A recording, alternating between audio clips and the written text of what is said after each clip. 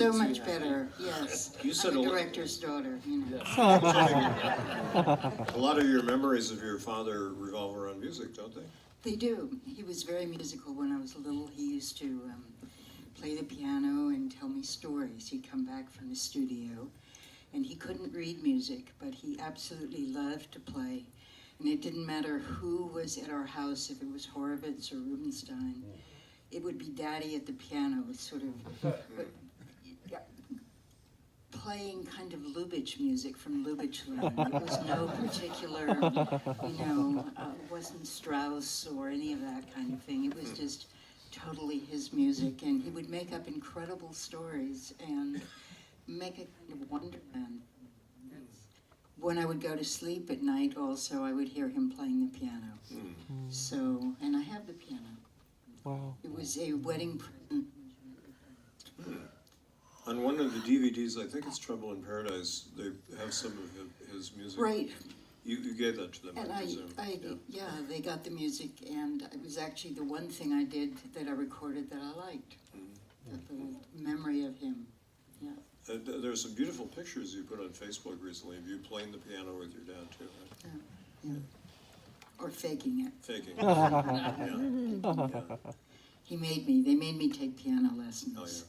From when I was very little. I didn't like to practice or anything, but I did inherit a tremendous love of music from him, and my cousin, my father's niece, also loved music. She is a much older woman because she would have been in her hundreds now.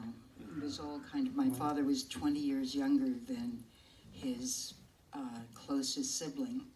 Wow. So he he was spoiled and musical, and his cousin, his niece, lived in Lincoln Center and would go over every year at New Year's Eve to hear whatever was at the opera, Fledermaus or the Rosenkavalier or whatever.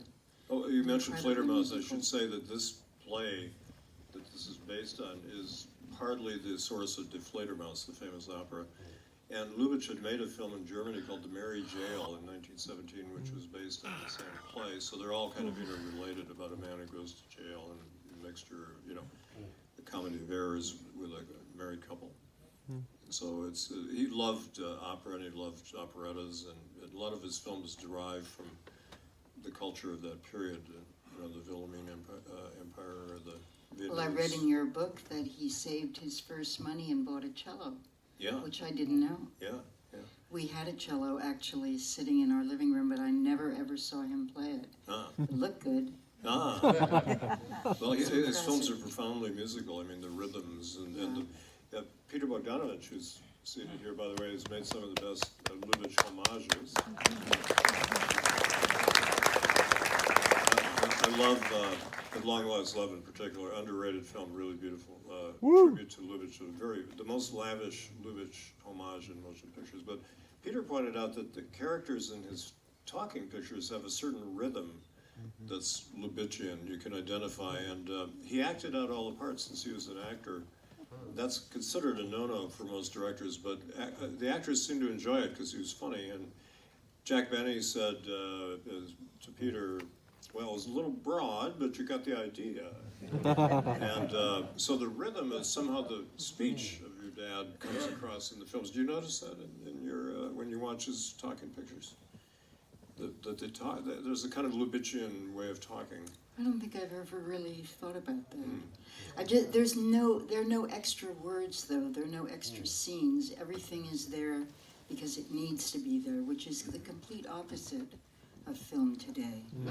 Nobody understands anymore that less is more. Yes. And in case you don't get it, they'll repeat it over and over, which is one thing my father never did. He always, I think I know that he expected you to be intelligent, and he expected you to get it, and that to me is the Lubitsch touch. Counting on your intelligence, your sense of fantasy, of magic, of wonderland. Yeah.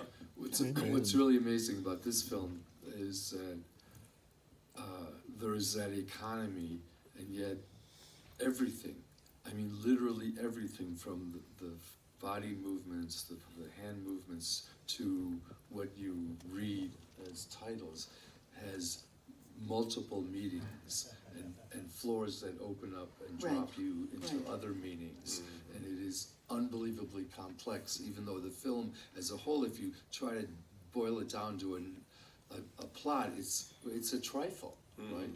Right. But nevertheless, Yeah. I was thinking there's a great quote from G.K. Chesterton, who I love. He said, "It's very easy to be solemn, and it's very hard to be frivolous." You know, and this is a frivolous film, but it has an underpinning of pain, or like it's not quite as emotional as some of the Lubitsch comedies, but a lot of the comedies have to do with marital misunderstandings and infidelities and real hurt, but a comic approach to life, solving life's problems. I think the scene where I really fell in love with Lubitsch's American period is in Three Women, a film I know you don't like as much, but the scene of Pauline Frederick, when looking in the mirror and realizing that her daughter is taking her lover away from her. Oh, I like that and scene, that is, I mean, that scene is unbelievably powerful. Yeah, it's one of the few Lubitsch films taking place in the United States, even in Berkeley. It takes place at UC Berkeley, part of it, although it's filmed in Burbank, I think. One footnote to this film, tomorrow I hope you come and see Ninotchka and Shop Around the Corner, two of his great masterpieces. And this film is partly responsible for Ninotchka, oddly enough, because Greta Garbo loved this film. And you don't normally think of Greta Garbo as somebody who loves, comic romps, but she wanted to do a comedy, and so she wanted to do a film with Lubitsch, and she flipped over this film so much that she and Lillian Tashman, who's so wonderful as Georgette, had a wild romance because of this film, And then she wanted to work with Lubitsch, and he met her, and he said, "God, my God, we got to make a film together. Those idiots at MGM got to put us together, So, who has questions for us? Nicola, any questions about Lubitsch as a father? Yeah, actually, I'm wondering how young Ernst Lubitsch was when he started making films, and how he got started making films. He was he was born in 1892. He directed his first film in 1913. He was with the Max Reinhardt Theater Company, which was the most prestigious theater company in Europe, and he was